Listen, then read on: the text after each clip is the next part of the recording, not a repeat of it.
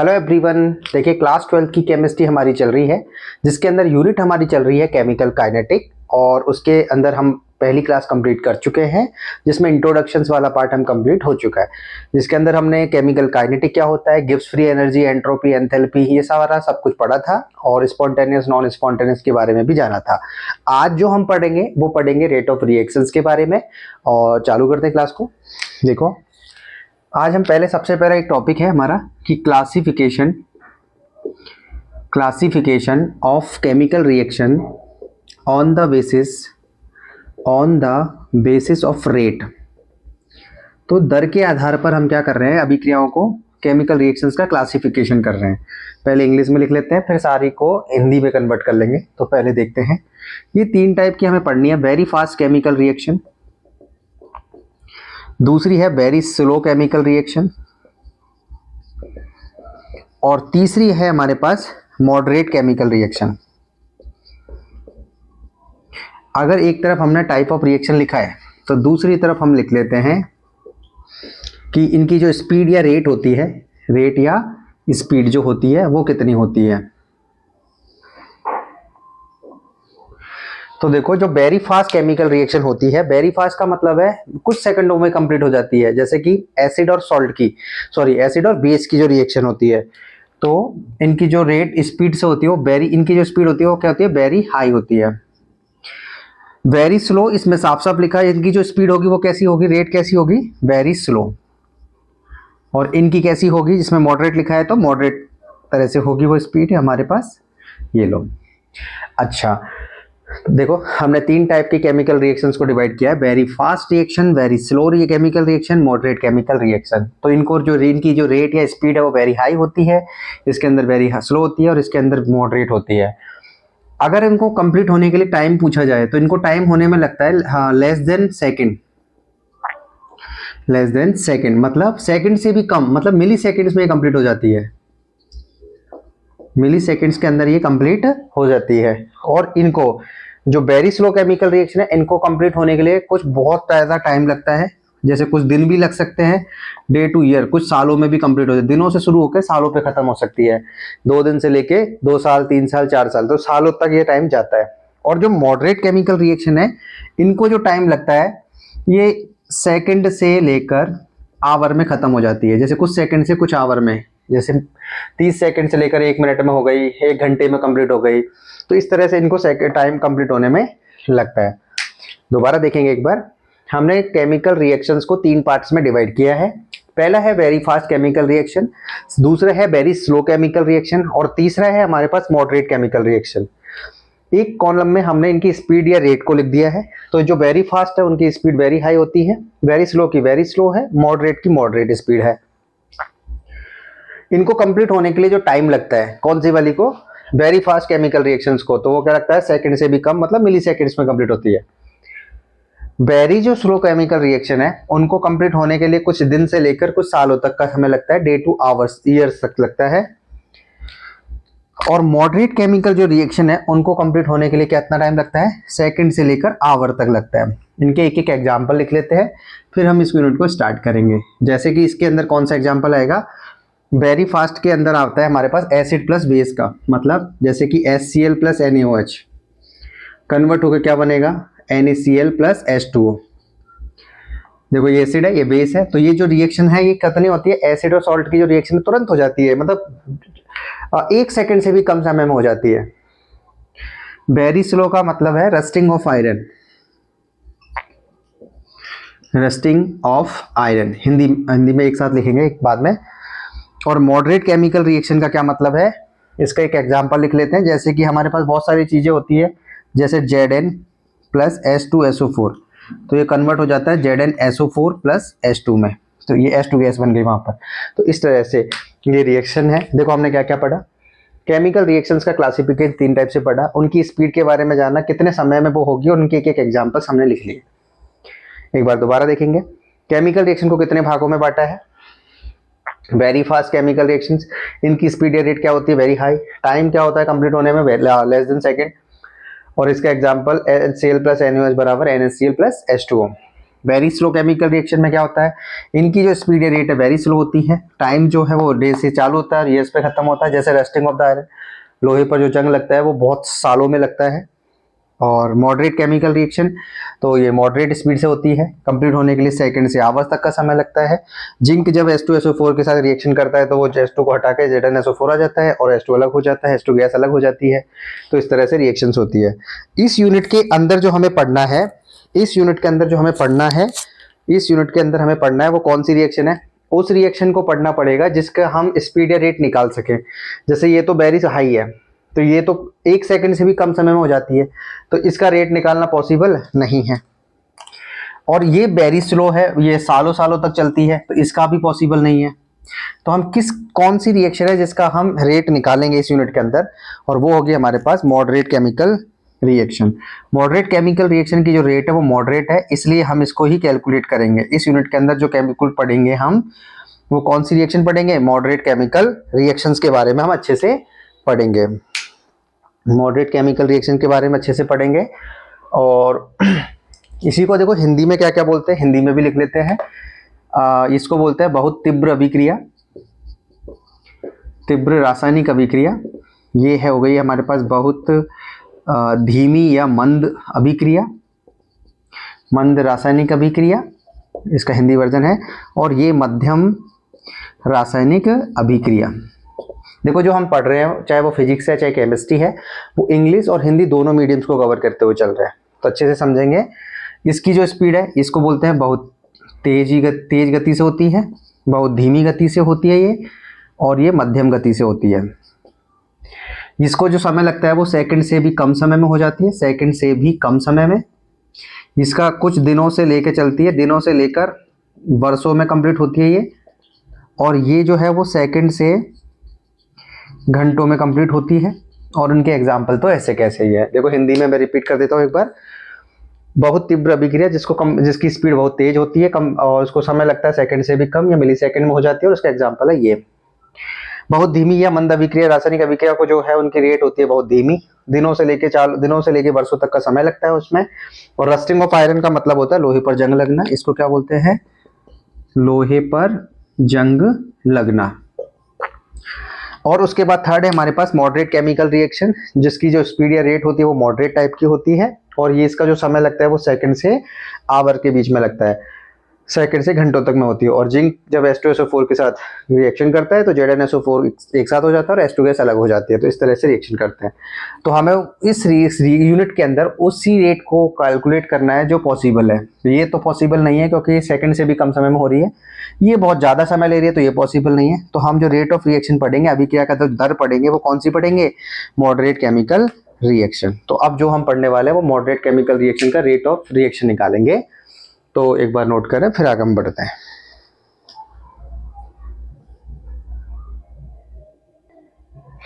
देखो अब हम पढ़ते हैं रेट ऑफ केमिकल रिएक्शंस के बारे में, और यहीं से अच्छे से क्वेश्चन आएगा हमारे पास पेपर में।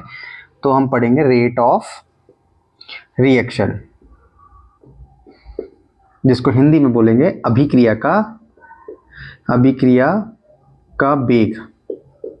या दर भी बोल सकते हैं, अभिक्रिया की दर या अभिक्रिया का वेग, जिसको हम स्मॉल r से भी दर्शा सकते हैं या ROR से, रेट ऑफ रिएक्शन से भी बोल सकते हैं।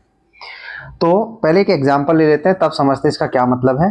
देखो एग्जांपल का क्या मतलब है, जैसे एक तरफ मैंने टाइम लिया है t बराबर 0 सेकेंड, एक तरफ लिया है मैं टाइम को बढ़ाता जा रहा हूँ 5 सेकेंड, t बराबर है 10 सेकेंड, t बराबर है 15 सेकेंड, और t बराबर मैंने ले लिया है 20 सेकेंड।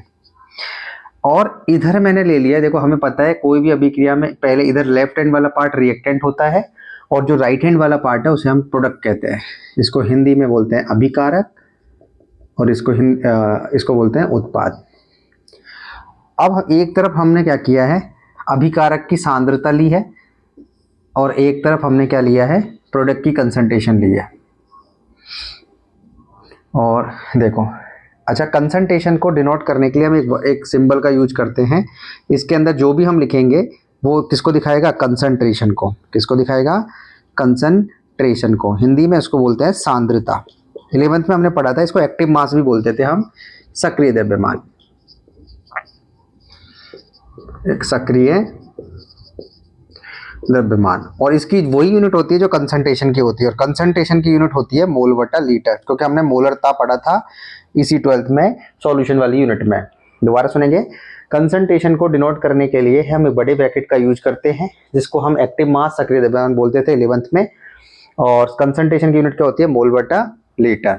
तो इसी तरह से, और ये भी हमें पता है शुरुआत में तो सबसे ज्यादा मात्रा में होता है रिएक्टेंट, जैसे जैसे टाइम निकलता जाता है तो रिएक्टेंट जो है वो कम होता जाता है और वो कन्वर्ट होने लग जाता है प्रोडक्ट में।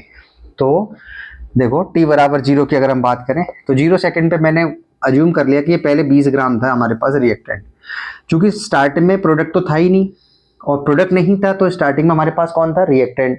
तो ये कितना हो गया, 0 ग्राम। अब 5 सेकंड और गुजरी, 5 सेकंड के बाद क्या हुआ, रिएक्टेंट जो है वो कम होना स्टार्ट होगा और रिएक्टेंट कन्वर्ट होना स्टार्ट हो जाएगा प्रोडक्ट में, मतलब अभिकारक किस में बदलना शुरू हो जाएगा, उत्पाद में। तो t बराबर 5 सेकंड पे देखें तो ये 20 ग्राम था, मैंने बोला इसमें से 5 ग्राम कम हो गया, तो जो 5 ग्राम कम हुआ उसकी वो कहाँ पे चला गया, वो उत्पाद में कन्वर्ट हो गया। अच्छा, फिर कुछ समय और निकला, फिर ये और कम हुआ, मान लो कि 10 ग्राम हो गया, तो 10 ग्राम अब किस में कन्वर्ट हो गया, वो जो एक्स्ट्रा है वो किस में हो गया, उत्पाद बन गया उसका। फिर 15 सेकंड में गया, फिर 5 कम हो गया ये, तो ये जो 15 था, क्योंकि स्टार्टिंग में 20 था उसमें से 5 रह गया, तो 15 कौन बन गया, उत्पाद बन गया। फिर कुछ समय के बाद 20 सेकंड के बाद क्या हुआ, ये पूरा का पूरा खत्म हो गया, जो खत्म हुआ है रिएक्टेंट पूरा वो किस में कन्वर्ट हो गया, उत्पाद में। और मास कंजर्वेशन, ये एक लॉ होता है हमारे पास, मास कंजर्वेशन लॉ, जो ये कहता है, द्रव्यमान संरक्षण सिद्धांत ये कहता है, द्रव्यमान संरक्षण सिद्धांत हमसे ये कहता है कि जो इनिशियल में मास है वही फाइनल में मास होना चाहिए पूरे सिस्टम का। तो देखो पूरे सिस्टम की अगर हम बात करें, इस पूरे सिस्टम की, तो इनिशियल मास था 20 और फाइनल है 0, तो 20 बराबर 0, तो ये कितना है अभी भी, टोटल मास कितना है अभी भी 20, या हम बोले टोटल मास जो है वो कंजर्व रहता है। 15 और 5, देखो यहाँ पर अगर हम बात करें द्रव्यमान संरक्षण में क्या बोलेंगे कि मास को ना तो उत्पन्न कर सकते हैं ना नष्ट कर सकते हैं, मतलब हम ऐसा बोल सकते हैं कि जो टोटल मास है, टोटल मास जो होगा वो कांस्टेंट होगा। तो नहीं है, जैसे कि पहले 20 था, 0 है, टोटल अभी भी 20 आ रहा है, 15 प्लस 5 का सम कितना आ रहा है, 20 ग्राम, जो पहले था वही है। 10 और 10 कितना है अभी भी 20 ग्राम, 5 और 15 कितना है 20 ग्राम, 0 और 20 अभी भी कितना है 20 ग्राम। देखो अभी भी टोटल मास जो है पूरे सिस्टम का वो कांस्टेंट है, इसका मतलब मास कंजर्वेशन लॉ का फॉलो हो रहा है। इसको हटा देते हैं अपन, जो हमें पढ़ना है वो देखते हैं, दोबारा देखेंगे। ये सब तो एक एग्जाम्पल है क्योंकि हमें कुछ एक चीज देखनी है, बाकी ये सब एग्जाम में नहीं लिखना है हमको। देखो हमारे पास एक रिएक्शन थी, रिएक्टेंट कन्वर्ट हो रहा था प्रोडक्ट में, तो कुछ जैसे जैसे समय निकल रहा है तो रिएक्टेंट की कंसंट्रेशन कम होती जा रही है और प्रोडक्ट की कंसंट्रेशन बढ़ती जा रही है, लेकिन दोनों का मास अभी भी कांस्टेंट बैठा हुआ है। तो इसका मतलब मैं एक पॉइंट लिख सकता हूँ इस पूरे एग्जाम्पल से, और वो एग्जाम्पल से हमें सिर्फ इतना सीखने को मिलता है कि जैसे जैसे टाइम बढ़ेगा, देखो ये जैसे जैसे टाइम बढ़ेगा रिएक्टेंट की कंसंट्रेशन कम होती जाएगी, तो रिएक्टेंट की कंसंट्रेशन कम होती जाएगी लेकिन प्रोडक्ट की कंसंट्रेशन बढ़ती जाएगी, प्रोडक्ट की कंसंट्रेशन बढ़ती जाएगी। और इसी से हम इसकी डेफिनेशंस भी बना लेंगे, और डेफिनेशंस क्या बना लेंगे, देखो जैसे पहले इसका मैं फॉर्मूला लिख देता हूं एक बार, तो इसका फॉर्मूला बनेगा चेंज इन कंसंट्रेशन। अब चेंज का मतलब है या तो बढ़ रहा होगा या घट रहा होगा, तो चेंज इन कंसंट्रेशन दोनों को कॉमन कर लेते हैं, रिएक्टेंट और प्रोडक्ट डिवाइडेड बाय टाइम। तो ये इसका कंप्लीट फॉर्मूला भी हमने इससे बना लिया है। तो डेफिनेशन क्या बनी हमारे पास, देखो डेफिनेशन हमारे पास बनेगी, इसी को हम लिख देंगे, change in concentration of reactant और प्रोडक्ट, इसको 1 मान लेंगे तो इसको हम बोल देंगे पर unit time, is known as rate of reaction. अच्छे से याद रखना है भाई इसको पूरे को। तो इस पूरे एग्जाम्पल से हमें देखने को ये मिला, जैसे जैसे टाइम बढ़ता है तो रेट, चाहे वो कंसंट्रेशन हो रिएक्टेंट की चाहे हो प्रोडक्ट की, दोनों की कंसंट्रेशन चेंज होती है पर यूनिट टाइम के। तो चेंज, और इसका फॉर्मूला भी यहाँ से तैयार हो गया है, change in concentration of reactant और प्रोडक्ट डिवाइडेड बाय टाइम, और इसी को हमने वो डेफिनेशंस बना ली इससे। कि change in concentration of reactant और product per unit time is known as rate of reaction. जैसे इसको हिंदी में लिखना होता तो हिंदी में हम क्या लिखते हैं, हिंदी में इसको लिखते, देखो आर को तो हमें पता ही है, अभिक्रिया का वेग बोल सकते हैं, अभिक्रिया वेग दर बोल सकते हैं। तो ये इसको हम लिखते हैं, ये अभिकारक फॉर्मूला की तरह पे बनाते हैं हम, अभिकारक या उत्पाद की सांद्रता में परिवर्तन, उत्पाद की सांद्रता में परिवर्तन डिवाइडेड बाय समय। और डेफिनेशन हमारी बन जाती, एकांक समय में, देखो हमने यूनिट टाइम बोला है, एकांक समय में अभिकारक या उत्पाद की सांद्रता में परिवर्तन अभिक्रिया का वेग कहलाता है, का वेग कहलाता है। देखो तो यहाँ पर हमारा रेट ऑफ रिएक्शंस की डेफिनेशन क्लियर हो गई होगी। रेट ऑफ रिएक्शन क्या होता है बताओ, change in concentration of reactant और product per unit time is known as rate of reaction. कैसे कैसे होता है, हमने पूरा एग्जाम्पल के थ्रू इसको समझ लिया है। हमें क्या एग्जाम में याद रखना है, ये सब तो हम याद होना ही चाहिए। देखो ये सब हटा देते हैं, तो हमारे पास फाइनल पॉइंट ये आया रेट ऑफ रिएक्शंस के बारे में। क्या आया हमारे पास फाइनल पॉइंट, देखो ये रेट ऑफ रिएक्शन के लिए हम बोलेंगे change in concentration of reactant और product per unit time is known as rate of reaction. एकांक समय में अभिकारक और उत्पाद की सांद्रता में परिवर्तन अभिक्रिया का वेग कहलाता है। अब हम type of rate of reaction पढ़ेंगे, पहले इसको एक बार नोट कर लें।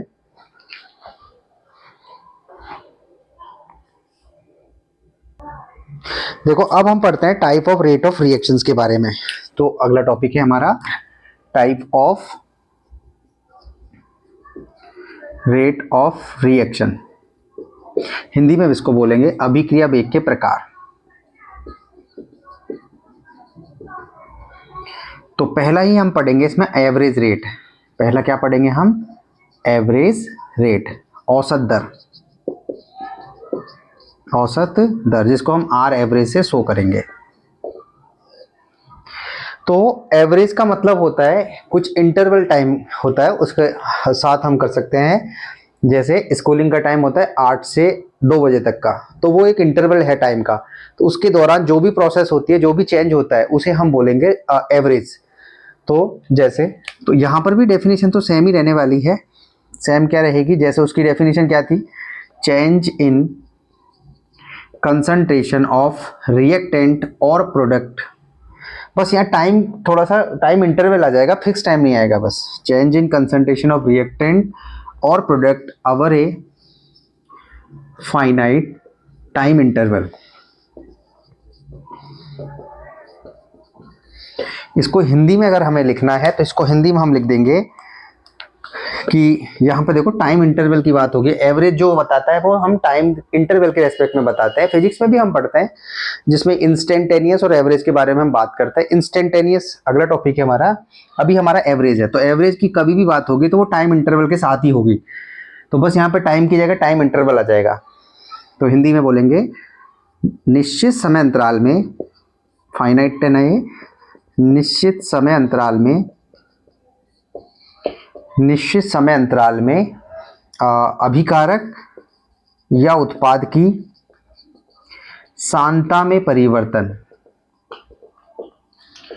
अभिकारक या उत्पाद की सांद्रता में परिवर्तन क्या कहलाता है, एवरेज रेट, औसत वेग कहलाता है। पहली बात तो ये हमें समझ आ गई है। तो डेफिनेशन क्लियर है भाई। अब जैसे अगला आएगा हमारा इंस्टेंटेनियस। तो ये इंस्टेंटेनियस में सब कुछ यही रहेगा, टाइम बदल जाएगा, बस वहां पर हम लिख देंगे पर्टिकुलर टाइम। बस जब वो आएगा तब हम उसको देखेंगे। तो एवरेज रेट क्या चीज है, एवरेज रेट का मतलब है, एक बार पूरा देखें, change in concentration of reactant और product over a finite time interval is known as average rate. निश्चित समय अंतराल में अभिकारक के उत्पाद की सांद्रता में परिवर्तन औसत वेग कहलाता है। यहाँ तक समझ आ गया होगा। अब हम इसको थोड़ा सा अच्छे से सजा के लिखते हैं कि भाई क्या क्या होता है इसमें।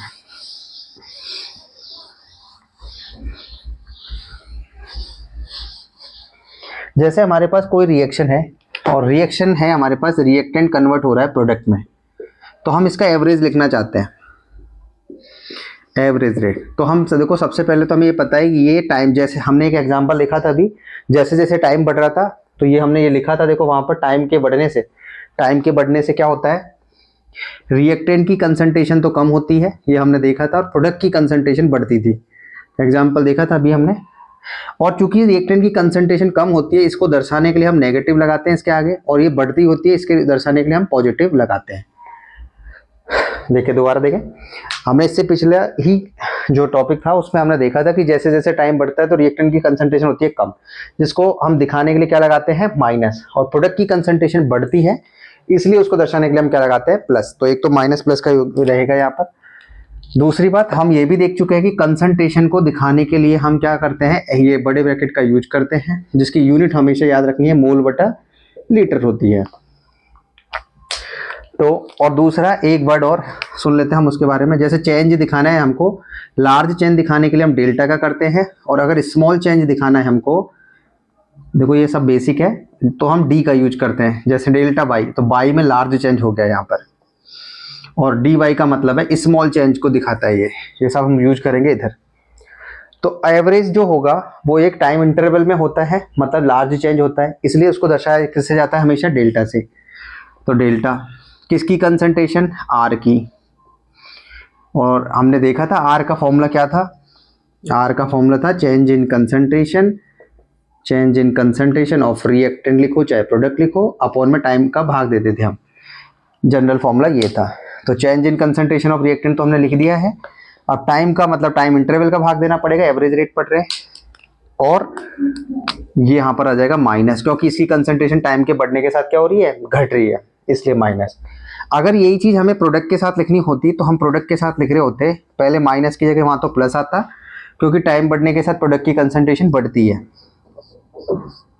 और लार्ज चेंज दिखाने के लिए हम ये बड़ा ब्रैकेट लगाते हैं, और ये इस तरह से हो जाता है। क्योंकि ये भी आर एवरेज है, ये भी आर एवरेज है, पूरी प्रोसेस के लिए सेम रहेगा, इसलिए इन दोनों को मिलाकर हम पूरी रिएक्शंस की बात करें तो ये हो जाएगा आर एवरेज बराबर माइनस का डेल्टा आर की कंसंट्रेशन अपॉन डेल्टा टी बराबर प्लस डेल्टा पी की कंसंट्रेशन अपॉन डेल्टा टी। इस तरह से हमें ये याद रखना है, और ये जनरल फॉर्मूला पूरी रिएक्शंस के लिए आर एवरेज कैसे लिखेंगे, माइनस का इस तरह से डेल्टा आर बटा डेल्टा टी प्लस का delta P upon delta T, और मैंने एबीसीडी सारी वहां पे बता दी है। माइनस किस चीज को शो कर रहा है, यहाँ पे लिख भी देंगे, negative sign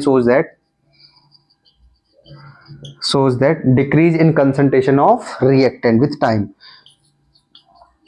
decrease in concentration of reactant with time।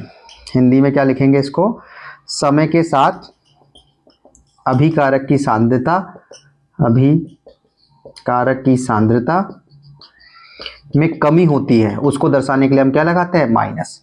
तो प्लस का तो कोई मतलब ही नहीं है, प्लस का तो मतलब वही है, समय के साथ उत्पाद की सांद्रता बढ़ती है इसलिए प्लस आता है, और माइनस का आता है कि टाइम बढ़ने के साथ साथ उसकी सांद्रता घटती है। तो ये कंप्लीट हमने लिख दिया है। अच्छा, न्यूमेरिकल्स में एक वर्ड और आता है हमारे पास, डिसअपियरेंस, और एक और आता है फॉर्मेशन। तो यहाँ पर हम देखें रिएक्शन में डिसअपियर कौन हो रहा है, फॉर्म कौन हो रहा है, तो धीरे धीरे ये खत्म होता जाता है और ये बनता जाता है, तो इसलिए डिसअपियरेंस बोला जाएगा और इसको फॉर्मेशन बोला जाएगा। तो हमसे अगर एग्जाम में पूछा जाए कि रेट ऑफ डिसअपियरेंस क्या होता है, तो इस टर्म्स को, जो ये टर्म दिख रही है हमें माइनस का delta R upon delta T, इसी को बोला जाता है रेट ऑफ डिसअपियरेंस। मतलब ये कौन है, आर, तो आर के विलुप्त होने की दर है, ये खत्म होता है ना ये टाइम के साथ साथ, और ये यहां पर बन रहा होता है, इसलिए इसको बोला जाता है rate of formation of product, P, Hindi में पी के बनने की दर, उत्पाद के बनने की दर, इसको बोला जाएगा। दोबारा सुनेंगे मैंने क्या क्या समझे हमने पहली बात तो समझा कि रिएक्टेंट कन्वर्ट होता है प्रोडक्ट में, तो उसका जो आर एवरेज का फॉर्मूला आएगा वो जनरली ये आएगा हमारे पास, माइनस डेल्टा आर की concentration upon delta T plus delta P की concentration upon delta T. Minus ये करता है कि जैसे जैसे टाइम बढ़ेगा रिएक्टेंट की कंसंट्रेशन कम होती है इसलिए माइनस, इसमें बढ़ती है इसलिए प्लस। दूसरी बात, धीरे धीरे खत्म हो रहा होता है इसलिए इसको डिसअपियरेंस बोला जाता है, rate of disappearance of R, मतलब आर धीरे धीरे खत्म हो रहा होता है। जो और टाइम के साथ ये बन रहा होता है, इसलिए यहाँ पर लिखा है rate of formation of P. इन शब्दों को हम यूज करेंगे। ये सारी एबीसीडी हमने पूरी अच्छे से समझ ली रेट ऑफ अपीयरेंस के बारे में। अब थोड़ी सी हम प्रैक्टिस करते हैं क्वेश्चनों की या एग्जाम्पल्स की, कैसे लिखेंगे पहले नोट करें।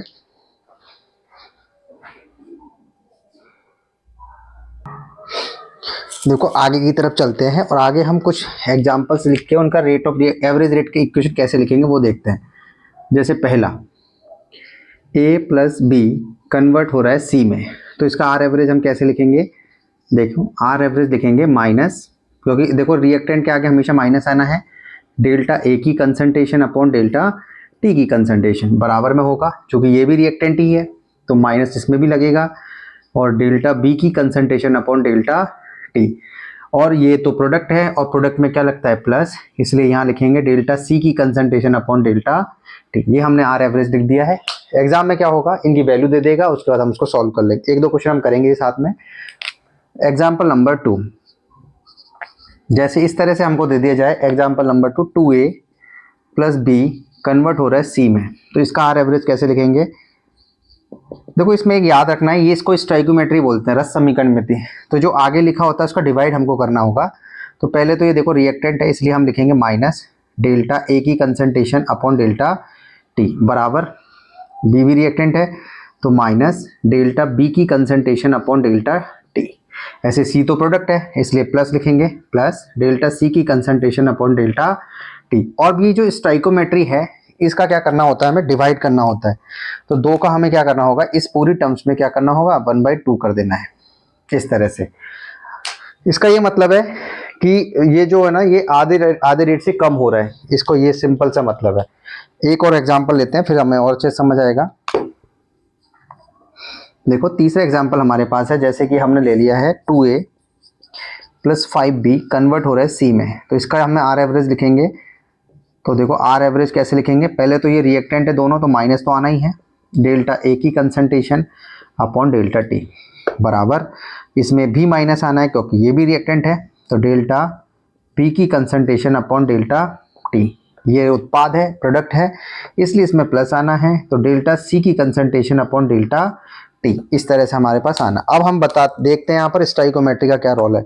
इसमें 2 लगा है इसलिए यहाँ पर 1/2 आ जाएगा, इसमें 5 लगा है इसलिए यहाँ पर 1/5, इसमें कुछ नहीं लगा तो ऐसे कैसे ही रह जाएगा। तो एग्जाम्पल 1, 2 और 3, इसमें इन सारे एग्जाम्पल्स में हमने क्या देखा कि जो स्टाइकोमेट्री है उस पर क्या इफेक्ट पड़ रहा है। इस तरह से ये तीनों इक्वेशंस बराबर हो जाएगी यहाँ पर, क्योंकि यहाँ 2 गुना था तो ये आधे गुना से कम हो रहा है, इस तरह से ये 5 गुना है 1/5 से कम हो जा रहा है, इसलिए उनकी सबकी रेट सेम हो जाएगी। और अगर हम चाहें तो जैसे और लिख लेते हैं, जैसे अगर हम वैल्यू के साथ लिख लें अब, जैसे n2 प्लस 3s2 कन्वर्ट हो रहा है मान लो 2ns3 में, तो इसका एवरेज रेट की इक्वेशन हम लिखेंगे आर एवरेज बराबर, पहले तो रिएक्टेंट के लिए माइनस लगा देंगे, डेल्टा n2 की कंसंट्रेशन अपॉन डेल्टा टी बराबर माइनस s2 की कंसंट्रेशन अपॉन डेल्टा टी बराबर प्लस लगा के डेल्टा ns3 की कंसंट्रेशन अपॉन डेल्टा टी। ये सब लिखने के बाद हम स्टाइकोमेट्री को एक बार चेक करेंगे, अगर वो गुना है तो उसका डिवाइड कर देंगे। जैसे कि n2 के पास कुछ नहीं है, s2 के पास 3 है तो यहाँ पर 1/3 कर देंगे, यहाँ इसके पास 2 है इसलिए 1/2 कर देंगे और ये पूरी इक्वेशन अब सही हो जाएगी। एक और लिख लेते हैं हम, जैसे कि हम लिखते हैं 2s2 plus O2 converted to the 2s2O, तो इसका जो आर एवरेज होगा वो हो जाएगा, पहले रिएक्टेंट के लिए माइनस लिख लेते हैं एक बार। देखो सबसे अच्छा तरीका पहले ए से लिख लो नॉर्मली, फिर स्टाइकोमेट्री का हिसाब लास्ट में कर देंगे। तो delta S2 upon delta T बराबर माइनस का डेल्टा O2 अपॉन में डेल्टा टी बराबर में डेल्टा S2 की कंसंट्रेशन अपॉन डेल्टा टी। अब जो जो स्टाइकोमेट्री उसका डिवाइड कर देंगे, तो इसमें कितने से गुना है, 2 से, S2 के साथ तो यहाँ पर 1/2 आ जाएगा, इसमें 2 से तो यहाँ पर 1/2 आ जाएगा। तो इस तरह से हमने 5 एग्जाम्पल कर लिए हैं। अब इसका हम जनरल इक्वेशन बनाएंगे, पहले एक बार इसको नोट करें।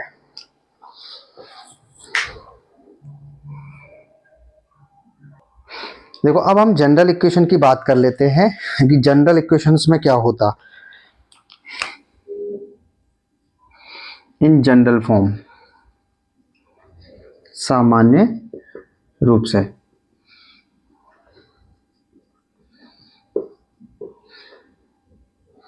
सामान्य रूप से का मतलब है कोई इक्वेशन हमें दे दे, जैसे कि n1a प्लस N2B कन्वर्ट हो रहा है M1C प्लस M2D। तो ये सब स्टाइकोमेट्री जो आगे लगे हुए ABCD हमारे पास रिएक्टेंट और प्रोडक्ट है। तो इसका आर एवरेज लिखते हैं हम एक बार।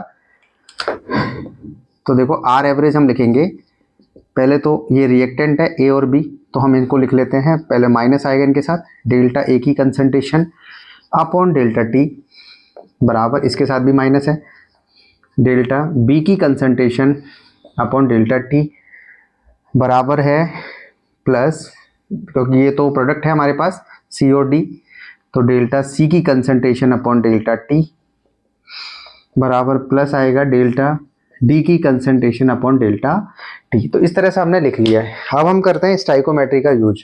तो देखो स्टाइकोमेट्री में क्या करना है, जितना भी इसमें N1 आ रहा है तो इसमें N1 का डिवाइड कर देंगे, इसमें N2 है तो N2 का डिवाइड कर देंगे, इसमें M1 है तो इसमें M1 का डिवाइड कर देंगे, इसमें M2 है तो इसमें M2 का डिवाइड कर देंगे, और ये आर एवरेज हमारे पास आ चुका है पूरा। तो इसमें कोई दो वैल्यू दे दे, मान लो ये दे दिया और ये पूछ लिया, तो इस तरह से हम उसको निकाल लेंगे। इस तरह से हम क्वेश्चंस करेंगे, एक दो क्वेश्चन हम भी साथ में करेंगे। बाकी जब हम ये पूरा कंप्लीट हो जाएगा पूरा, उसके बाद एक एनसीईआरटी के सारे एमसीक्यूज हम करेंगे कंप्लीट। एक बार हम कॉन्सेप्ट अच्छे से पढ़ लेते हैं। अगर हमसे क्वेश्चन में ये पूछा जाए आर एवरेज, तो हम इससे किसी एक को बराबर करके निकाल लेंगे। दूसरा हमसे पूछा जाए कि rate of disappearance, rate of, मान लो ऐसे बोला जाए डिसअपीयरेंस ऑफ ए बताओ, तो उसके लिए हम पहले ही पढ़ चुके हैं, उसको लिखना। जब भी रेट ऑफ डिसअपीयरेंस होगा तो उसके इसमें हम स्टाइकोमेट्री का यूज नहीं करते हैं, क्योंकि वो इस पर डिपेंड ही नहीं करता है। तो हम क्या करेंगे, देखो इसमें से ये जो स्टेप दिख रही है इसको हटा देंगे, और वो हो जाएगा माइनस का delta A upon delta T. Hindi में इसको क्या बोलेंगे, जैसे ए के विलुप्त होने की दर पूछा जाए,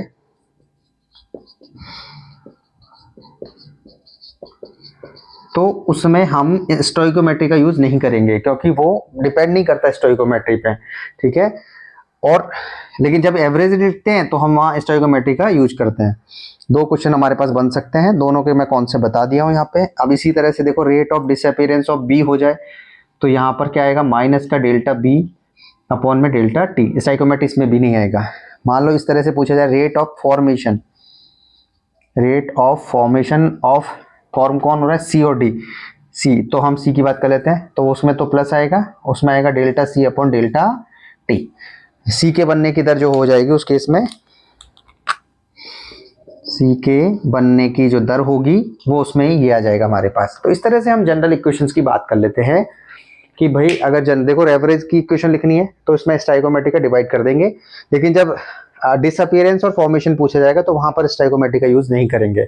ये टर्म्स को हम डिसअपीयरेंस रेट बोलते हैं और इसको हम बोलते हैं फॉर्मेशन रेट। अब इसके बाद हम एक दो क्वेश्चंस कर लेते हैं शॉर्ट में, फिर हम आगे बढ़ेंगे, इंस्टेंटेनियस रेट को पढ़ेंगे। नोट करो, देखो इसके एक दो क्वेश्चंस हम कर लेते हैं। क्वेश्चंस में क्या दिया हुआ है शॉर्ट में करते हैं, हालांकि टेक्स्ट बुक का ही क्वेश्चन है हमारे पास। एग्जाम्पल दिया हुआ है हमारे पास, देखो क्वेश्चन है कि कोई रिएक्टेंट है जो कन्वर्ट हो रहा है प्रोडक्ट में। तो इसमें ये कह रहा है कि रिएक्टेंट की जो कंसंट्रेशन है वो 0.03 से 0.02 मोलर हो जाती है, मोलरिटी हो जाती है। कंसंट्रेशन की यूनिट मोलरता एम से भी डिनोट कर सकते हो और मोल बटा लीटर से भी कर सकते हैं। तो हमारे पास क्वेश्चन है 0.03 से 0.02 मोलर हो जाती है, और ये इसको होने में लग रहा है टाइम, वो दे रखा है 25 मिनट। कितना समय लग रहा है, 25 मिनट। तो हमसे पूछा जा रहा है किस रेट से ऐसा हो रहा है, एवरेज रेट हमसे पूछा जा रहा है, क्योंकि टाइम इंटरवल दिया हुआ है 25 मिनट। ठीक है भाई, तो इसको कैसे करेंगे, देखो सॉल्यूशन ये है। इसका प्रॉपर क्वेश्चन बुक में लिखा हुआ है, मैंने अभी शॉर्ट में लिख दिया इसको। तो देखो आर एवरेज का फॉर्मूला क्या होगा, अभी हम लिखना सीखे थे इक्वेशन के लिए, वो हो जाएगा माइनस डेल्टा आर की कंसंट्रेशन अपॉन डेल्टा टी बराबर प्लस डेल्टा पी की कंसंट्रेशन अपॉन डेल्टा टी। देखो ये 1 2 3 टर्म्स है, ये तीनों ही आपस में बराबर है। जब क्वेश्चन करे होंगे हम तो किन्हीं दो को बराबर कर लेंगे, बस तीसरे को छोड़ देंगे, क्योंकि तीनों ही बराबर है। जैसे इस बार रिएक्टेंट की दी है तो रिएक्टेंट और इसको लिख लेते हैं। तो आर एवरेज बराबर माइनस, और देखो डेल्टा का मतलब होता है, हमने पहले ही देखा था, डेल्टा होता है चेंज को, चेंज का मतलब होता है final minus initial, final minus initial. इसको अगर हम जनरल लिखें तो फाइनल में से इनिशियल घटाना होता है। तो ये R1 था, पहली कंसंट्रेशन, कुछ समय के बाद कंसंट्रेशन हमारे पास हो गई है R2, तो फाइनल कंसंट्रेशन इस डेल्टा को लिखेंगे हम, क्योंकि अंदर R है तो R2 की कंसंट्रेशन माइनस R1 की कंसंट्रेशन पूरा, और डेल्टा T बोले तो T2 माइनस T1। तो R2 कितना दिया हुआ क्वेश्चन में 0.02, R2 देखो माइनस तो है ही हमारे पास, और ये कितना दिया हुआ है, इसको ऐसे लिख लेते हैं 0.02 माइनस 0.03, और नीचे है 25 माइनस 0, 25 मिनट फाइनल टाइम है और इनिशियल तो 0 था ही। तो जब इसको हटाएंगे तो देखो यहाँ पर माइनस आएगा ही आएगा, क्योंकि संख्या बड़ी है ये, तो माइनस ये है, साथ में माइनस भी आएगा और वो आएगा 0.01 अपॉन में 25, माइनस से माइनस कट जाएगा, तो इसका जो आर एवरेज आएगा वो आएगा 0.01 बटा 25। इसको हटाएंगे तो 2 जीरो नीचे चली जाएगी। हम क्या करते हैं 100 से ऊपर गुणा और 100 से नीचे गुणा कर लेते हैं, तो 25 को 100 से काटेंगे तो 4, और नीचे हो गई है देखो 2 और 2 4 जीरो, ऊपर आएगी तो माइनस का 4 एवरेज रेट, और इसकी यूनिट क्या हो जाएगी मोल लीटर इनवर्स, और एक और हो जाएगा टाइम क्या था मिनट इनवर्स, ये इसकी यूनिट हो जाएगा और ये इसका फाइनल आंसर हो जाएगा। इस तरह से हम इस क्वेश्चन को करेंगे। आगे चल के जब हमारी कॉन्सेप्चुअल की सीरीज पूरी हो जाएगी कॉन्सेप्ट वाली, तो हम पूरे क्वेश्चंस को करेंगे जो एनसीईआरटी में दिए हुए हैं, आरबीएसई और जितने भी बोर्ड्स में आए सारे क्वेश्चंस, अच्छे क्वेश्चन यहाँ पर कंप्लीट करेंगे। एक बार नोट करें।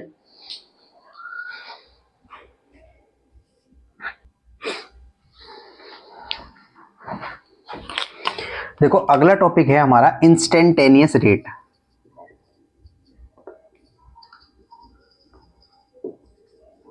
जिसको हम बोलेंगे ताक्षणिक दर या ताक्षणिक वेग, जिसको हम आर इंस्टेंटेनियस से डिनोट करेंगे। तो देखो क्या होता है ये, देखो इंस्टेंटेनियस का मतलब होता है किसी इंस्टेंट टाइम पर, जैसे कोई भी स्कूलिंग चल रही है 8 से 2 बजे, तो अब उसमें परफेक्ट टाइम पूछा जाए कि 9 बजे क्या है, तो वो परफेक्ट टाइम को ही क्या बोला जाता है इंस्टेंट टाइम, और जो 8 से 2 है वो इंटरवल है टाइम का, टाइम ड्यूरेशन कितना है 6 घंटे का, तो वो टाइम इंटरवल है। और किसी पर्टिकुलर टाइम पे पूछा जाए तो वो है इंस्टेंट टाइम। जैसे किसी का स्कूल 8 से 2 पे चल रहा है तो ये टाइम इंटरवल हो गया 6 घंटे का, लेकिन अगर पूछा जाए 9 बजे तो वो एक जो 9 बजे पूछा गया है वो है पर्टिकुलर टाइम, किसी उस टाइम पे क्या हुआ था, तो इंस्टेंट टाइम उसको बोला जाता है। तो उस टाइम पे अगर हमें कंसंट्रेशन बतानी हो कितना चेंज हुआ है रिएक्टेंट और प्रोडक्ट के, उसी टर्म्स के लिए हम यूज करते हैं इंस्टेंटेनियस रेट ऑफ रिएक्शन। तो डेफिनेशन बड़ी सिंपल रहेगी इसकी, और वो ही रहेगी change in concentration of reactant और प्रोडक्ट एट ए, बस यहाँ टाइम का आ जाएगा at a particular instant of time, बस इतना सही है। वहां पर आता था टाइम इंटरवल, यहां पर आ जाएगा at a particular instant of time. Hindi में इसको ऐसे बोलेंगे एक विशेष क्षण पर अभिकारक या उत्पाद की सांद्रता में परिवर्तन क्या कहलाता है, ताक्षणिक वेग कहलाता है। जैसे इसको मैथमेटिकल भी हम लिख लेते हैं, जैसे कोई रिएक्टेंट है कन्वर्ट हो रहा है प्रोडक्ट में, तो हम आर एवरेज लिखेंगे सबसे पहले इसका, और वो हमें अच्छे से आ गया, इसके लिए माइनस लगाते हैं, तो डेल्टा आर की कंसंट्रेशन अपॉन डेल्टा टी, इसके लिए हम प्लस लगाते हैं, तो प्लस में लिखेंगे डेल्टा पी की कंसंट्रेशन अपॉन डेल्टा टी। तो ये तो है टाइम इंटरवल। और देखो फिजिक्स में हम इंस्टेंटेनियस वेलोसिटी, इंस्टेंटेनियस बहुत सारी चीज़ें हमने पढ़ी थी, तो वहाँ पर हमने क्या लिखा था, जो नीचे वाली टाइम है ये टाइम इंटरवल है, और ये अगर बहुत बहुत कम हो जाए, मतलब जीरो नहीं हो लेकिन वेरी वेरी लेस हो जाए, तो इसको हम लिखते थे इसी टर्म्स को, जब ऐसे लिख दिया जाए, कैसे लिख दिया जाए, limit delta T tends to zero, मतलब जीरो के बहुत पास है, बिल्कुल एक टाइम की हम बात कर रहे हैं लेकिन जीरो नहीं है, तो ये जो टर्म्स है ऐसे इसमें limit delta T tends to zero, और ये हो गया डेल्टा पी की कंसंट्रेशन अपॉन डेल्टा टी। तो ये ही क्या बदल जाएगा, ये जो टर्म्स हमारे पास आएगी फिर बाद में, तो ये जो ये टर्म्स है ये टाइम हो चुका है, बहुत पर्टिकुलर टाइम की कहानी हो चुकी है अब, तो ये डेल्टा किस में बदल जाएगा, स्मॉल चेंज में, और स्मॉल को किससे दर्शाते हैं हम, डी से, ये स्टार्टिंग में मैंने बताया था। तो यहाँ पर जो आर के साथ आएगा वो आ जाएगा D R upon D T, और ये हो जाएगा dp अपॉन dt, चूंकि इसके साथ तो माइनस है, इसके साथ प्लस है, और यहाँ एवरेज की जगह क्या आ जाएगा, इंस्टेंटेनियस। ये इंस्टेंटेनियस का फॉर्मूला हो जाएगा। तो एवरेज में डेल्टा आता है और इंस्टेंटेनियस में डी आता है, उसमें लार्ज चेंज है, इसमें स्मॉल चेंज है, इसमें पर्टिकुलर टाइम की बात हो रही है। इस तरह से हम इसका फॉर्मूला वगैरह लिखेंगे।